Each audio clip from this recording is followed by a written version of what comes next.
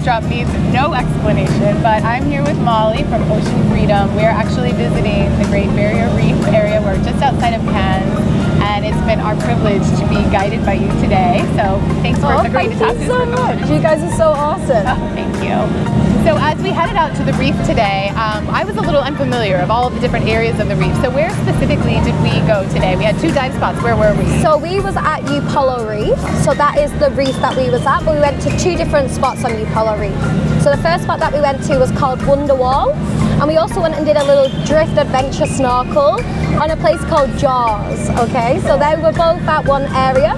And then in the afternoon we went to our second spot, which is called Upolu Cay. So it gets the name because it was once a cay, which is like a big lump of sand, little sand island once, that was once there. But unfortunately in the past few cyclones it's slowly worn away.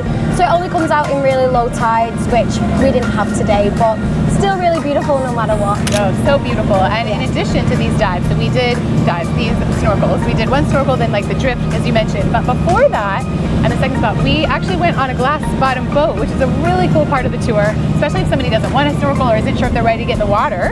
So what did we experience on the glass bottom boat? So your coxswain today, which is another word for boat driver, was Amber.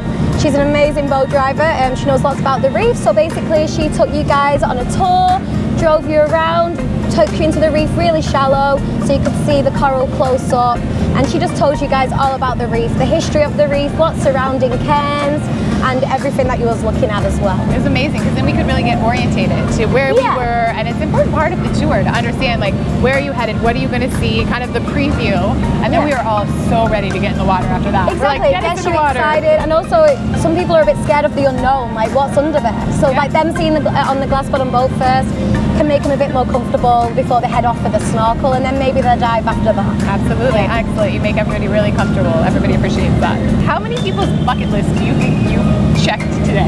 God, I think 31 out of 31. I think 31 out of 31. Sure. Everyone on the boat is talking about how beautiful the day was and how it did check a bucket list item. So tell us what you do to check off people's bucket list items. But the thing that makes it so special for us and makes us love our job is how ticking off people's bucket lists and making everyone else's day.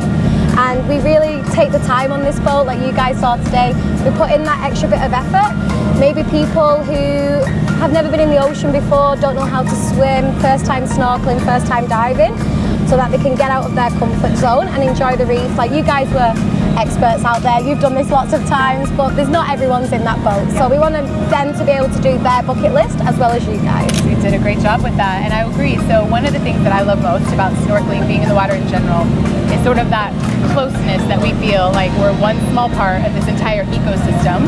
And so while I could calmly be enjoying my spiritual moment, you were also guiding us. So you are not just a tour guide, not just on a dive and snorkel boat, but you are a marine biologist by training. So tell us some of the things we saw today and a little bit about why you're so knowledgeable about what's happening in this water. So I actually did my degree in the UK. So when I came to Australia, I wasn't that familiar with all the tropical fish, but I've worked on the reef now for 3 years, and you slowly learn a lot more about the reef. And these spots we've been coming to every single day for 2 years.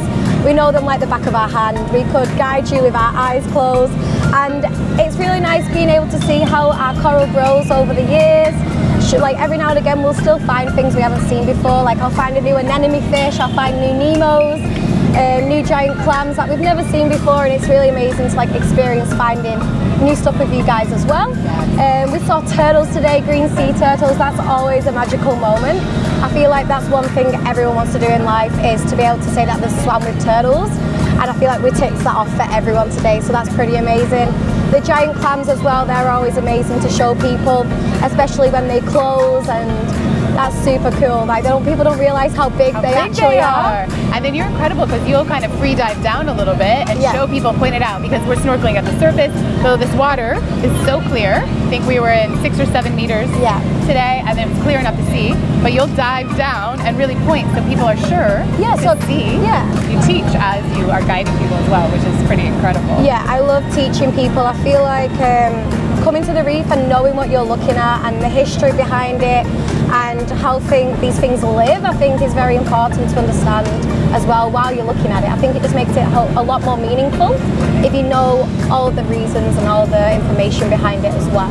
You taught me something today that I want to touch on, and that's in terms of the bleaching of the coral. And sometimes we read reviews or we hear what's happening to the Great Barrier Reef, that it's fading, and there's, you know, we all need to do our part. But what's really happening here? What have you seen? How healthy is the reef? What's happening? So bleaching is a thing that's happened for thousands of years. It's not a new thing. Many people think that global warming has created bleaching. That's not the case. It's a very natural process. But coral is very resilient as well. And each bleaching event, the coral gets more and more resilient. So it's not, the Great Barrier Reef isn't necessarily dying. Don't get me wrong, there are reefs that are dead, that are dying, but there are reefs that are doing better than they ever have, and they're having more coral coverage than they've ever seen in the past 30 years or so. The Great Barrier Reef is changing. Yeah, it's changing. Yeah. That's the word that we like to use on this boat. We like to say that the Great Barrier Reef is changing, it's not dying. There's still beautiful coral out there, as you guys saw today. Our reef is extremely healthy. It's got beautiful pinks, purples, yellows, blues, and the coral coverage at our first site was amazing. It's basically 100% coral coverage in some areas, which is amazing to be able to say. That's amazing. What's the most incredible thing you've seen on the Great Barrier Reef? It's got to be the manta rays. The manta rays are incredible. I actually saw one last week, but you don't realise how big they are until you see them in person. Like, so beautiful, so peaceful. They just swim around you. Like, swimming around is so beautiful. Incredible. What's the best time of year for people to come to see the reef? So the best time of the year is October, which is, funnily enough, one of the quietest times of the year as well. So October, November time, it's just getting out of winter, so there's no harsh winds, but the water's still pretty cool, so there's no jellyfish, and it's still got that lovely blue colour. It's not quite going towards that green tinge yet. So October, November is definitely my favourite time of the year. But obviously everyone has their different opinions, but October, November for me is the best time. All right, we'll take it from you. It's wonderful. Well, I think just kind of in closing, I would like to acknowledge again the level of customer service and care that you put into the day. Thank you so much. It was definitely noticeable, and again, just kind of, I think, elevated the experience for everybody. You had a really awesome crew today, and we thank you so much for having us. If people would want to go on a tour like this, join you in the future, where can they check out information about this particular tour? So if you just hit on Google Ocean Free, Ocean Freedom, you'll find us. We have an Instagram page as well. Go give us a follow. We've got lots of information about our tours on there as well. But yeah, quick Google search and you'll find us. Lots of different ways to book, but the best way is obviously booking directly through us. Excellent, wonderful, of course, and making sure that you're on the boat that they come on. Yeah, and making sure that Molly is on the boat. Making sure that Molly is on the boat. Molly, the quasi-mermaid, has joined us today and truly provided such an incredible tour that is all about Frenchitivity with positivity, tranquility, a lot of creativity and finding things, and we had the best time, so thank you so much. Thank you so much for coming. Thank you. Thank you.